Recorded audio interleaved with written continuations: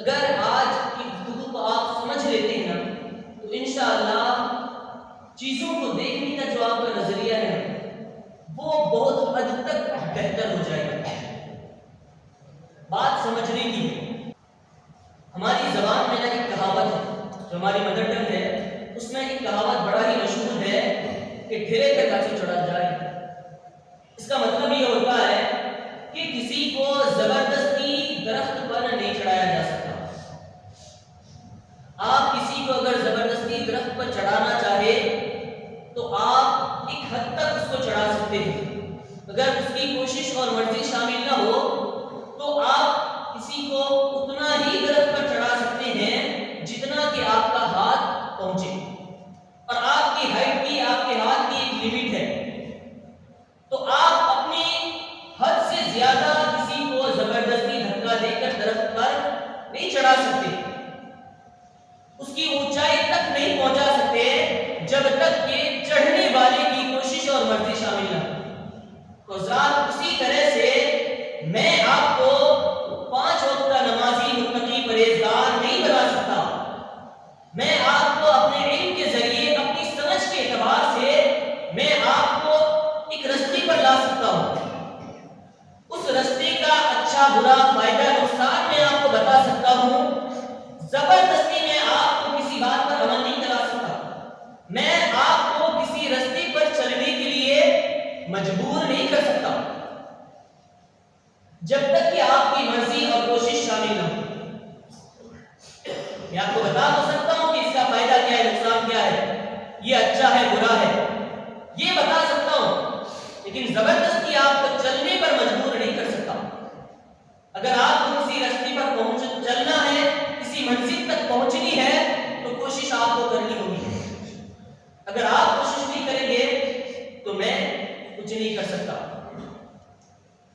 اور ذات یہ بلب جو آپ کے سامنے جل رہا ہے، یہ مائک جس سے میں آپ سے بات کر رہا ہوں، اس مائک کی پیدائش کا ایک مقصد ہے۔ وہ مقصد ہے ہماری آواز کو آپ تک بہتر طریقے سے پہنچانا۔ اگر یہ مائک ہماری آواز کو بہتر طریقے سے آپ تک پہنچانے کا قاصد ہو، یہ خراب ہو جائے تو کیا آپ اس مائک کو اس اسٹیج پر لگے ہوئے رہنے دو گے؟ نہیں، آپ اس مائک کو یہاں سے ہٹا دو گے، اس کو کسی کونے میں پھینک دو گے۔ یہ بلب جو میرے سامنے جل رہا ہے، اس بلب کی پیدائش کا مقصد ہے اندھیرے کو دور کر کے اجالا پھیلانا، روشنی پھیلانا۔ اگر یہ بلب فیوز ہو جائے تو کیا آپ اس بلب کو یہاں سر کے اوپر لگا ہوا رہنے دو گے؟ نہیں۔ کیوں؟ کیونکہ یہ اپنی پیدائش کا مقصد بھول چکا ہے۔ حالانکہ اگر یہ بلب فیوز بھی ہو جائے، یہ مائک خراب بھی ہو جائے، اس کی رنگت، اس کی حیت، اس کا وزن، سب کچھ سیم رہتا ہے، لیکن پھر بھی ہم اسے اس کی جگہ پر نہیں رہنے دیں گے۔ ہم اس مائک کو کسی کونے میں پھینک دیں گے، اس بلب کو کسی کچرے کے ڈھیر میں پھینک دیں گے، اس کو اپنی جگہ پر نہیں رہنے دیں گے۔ کیوں؟ وجہ صرف یہی ہے کہ یہ اپنی پیدائش کا مقصد بھول چکا ہے۔ یہ اپنی پیدائش کا مقصد بھول چکا ہے۔ تو حضرات اسی طرح جب کوئی انسان بھی اپنی پیدائش کا مقصد بھول جاتا ہے نا، تو پھر دنیا کی نظر میں جس طرح سے یہ مائک اگر خراب بھی ہو جائے، یہ بلب اگر خراب بھی ہو جائے، تب بھی کباڑ خریدنے والے کی نظر میں اس کی قیمت رہتی ہے۔ ہماری نظر میں اس کی کوئی قیمت نہیں ہے، لیکن کباڑ خریدنے والے کی نظر میں اس کی تھوڑی بہت قیمت ضرور رہتی ہے، خراب ہونے کے باوجود بھی۔ لیکن جو اس کی پیدائش کا اصل مقصد ہے، اس کے خریدنے والے کے پاس اس کی کوئی قیمت نہیں رہتی۔ تو حضرات اسی طرح جس رب نے ہم سب کو پیدا فرمایا ہے، جب انسان کے اندر سے عبادت نکل جاتی ہے نا، کیونکہ انسان کی پیدائش کا مقصد اللہ فرماتا ہے وَمَا خَلَقْتُ الْجِنَّ وَالْإِنسَ إِلَّا لِيَعْبُدُونَ، کہ ہم نے جن اور انسان کو اپنی عبادت کے لیے پیدا فرمایا۔ تو جب انسان اپنی پیدائش کا مقصد بھول جاتا ہے تو پھر اللہ کی نظر میں اس کی کوئی حیثیت نہیں رہتی، اس کی کوئی اوقات نہیں رہ جاتی ہے۔ آپ بھلے ہی کروڑ پتی ہو، آپ کا خاندان کتنا ہی اونچا کیوں نہ ہو، آپ کتنی ہی طاقتور کیوں نہ ہو، لیکن اگر آپ کے اندر عبادت نہیں ہے تو آپ کی اللہ کے کی نظر میں کوئی حیثیت نہیں ہے، اس کے رسول کی نظر میں آپ کی کوئی حیثیت نہیں ہے۔ دنیا والے کے سامنے بھلے ہی آپ کی بہت عزت ہو، آپ کا بہت بڑا مقام ہو، لیکن اللہ کی نظر میں آپ کا کوئی مقام نہیں ہے۔